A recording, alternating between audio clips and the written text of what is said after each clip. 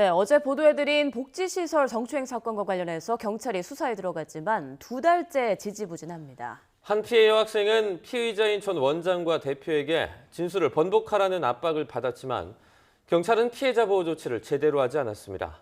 관할 지방자치단체도 도움이 안 되기는 마찬가지였습니다. 박희재 기자입니다. 남양주 사회복지시설의 전 원장과 대표가 보호 중인 여학생들을 성추행했다는 의혹 사건. 수사에 들어간 경찰은 2달이 넘도록 사건을 어떻게 처리할지 결론 내지 못했습니다. 명확한 물증이 없는 상황에서 진술이 엇갈리기 때문이라는 게 경찰 설명입니다. 피해 학생들은 성추행이라고 주장하지만 남아있는 다른 학생들은 성적 수치심을 느끼지 않았다고 말했다는 겁니다.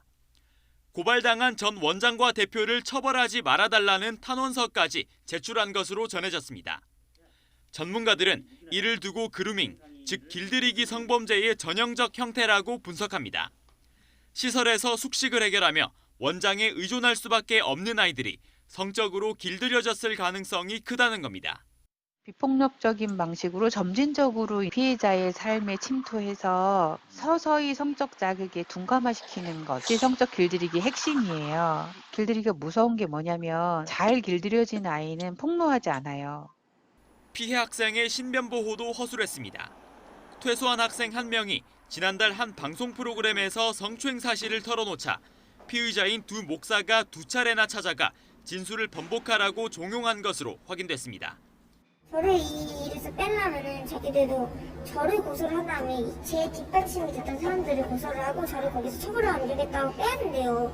저를 무조건 먼저 고소를 하고 시작했는데요. 피해 학생 측은 바로 다음 날 경찰에 이 사실을 알렸는데 경찰은 한 달 가까이 지나서야 학생 측에게 신변 보호가 필요한지 물어봤습니다. 관할 사회복지시설을 지도 감독할 의무가 있는 남양주시도 사건을 방관했다는 비판이 나옵니다. 피해자 측의 신고를 받고도 경찰 수사 결과를 지켜보겠다며 현장 점검조차 한 적이 없습니다. 경찰서에서 기소 의견이 나오면 그거를 보고 저희가 처분을 합니다. 시청에서는 조사를 따로 안 했단 말씀이시죠? 네. 미지근한 수사와 뒷짐진 지자체의 관리가 추가 피해를 낳을 수 있다는 우려가 나옵니다. 지자체가 행정처분을 할 수 있으니 현장 점검을 할 수도 있는 겁니다. 특히 아무도 책임져주지 않으니까 가해자는 범죄가 용이해지고 결국 피해자가 신고를 못하는 환경을 그 정부나 지방자치단체, 경찰이 방조하는 게 되는 겁니다. 피해자 2명은 다른 곳으로 떠났지만 보호시설엔 여전히 여학생 7명이 머물고 있습니다. YTN 박희재입니다.